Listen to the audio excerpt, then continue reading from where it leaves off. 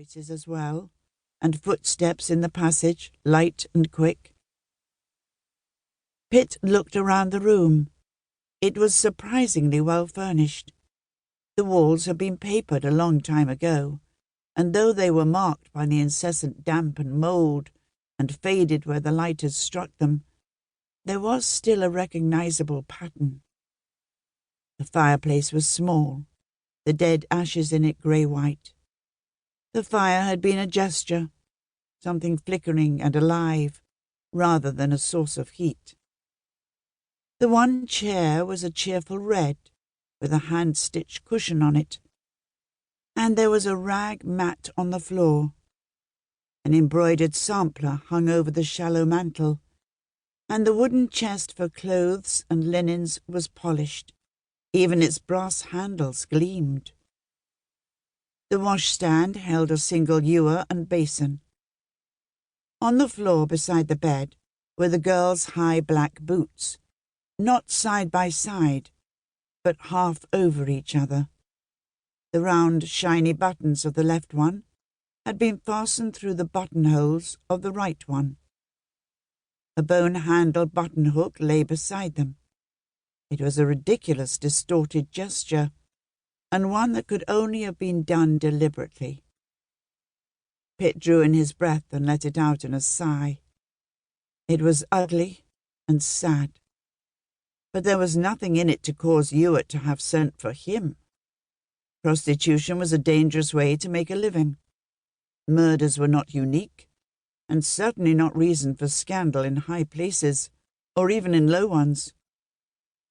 He turned to look at Ewart, whose dark face was unreadable in the light from the bullseye, his eyes black. "Evidence," Ewart answered the question he had not asked. "Too much of it to ignore." "Saying what?" Pitt felt a chill beginning to eat inside him in spite of the mild night. "Gentlemen," Ewart replied, "of very well-connected family." Pitt was not surprised.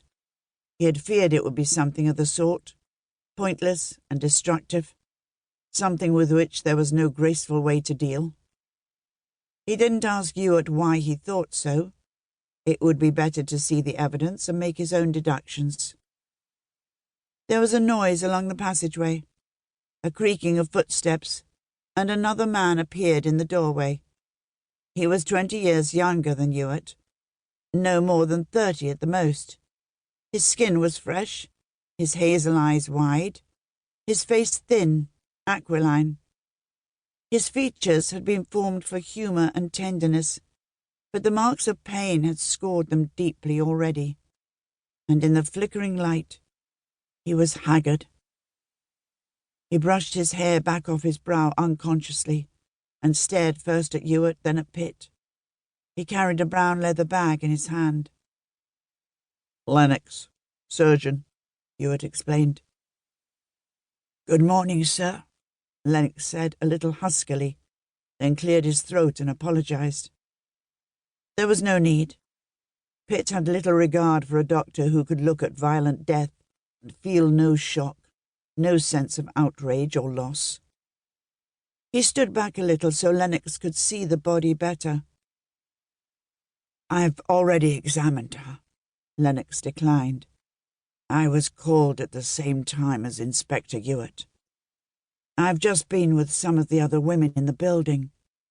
They were a bit upset." "What can you tell me?" Pitt asked. Lennox cleared his throat again. He looked straight at Pitt, his eyes averted from the woman on the bed, even the spread of her hair and the bright rose on her arm. "She's been dead several hours," he answered. "I should say since about 10 o'clock last night, not later than midnight. It's cool in here now, but it must have been warmer then. The ashes in the fire still have a little heat in them, and it's not really a cold night." "You're very precise about 10 o'clock?" Pitt was curious. Lennox flushed. "Sorry. There was a witness who saw her come in."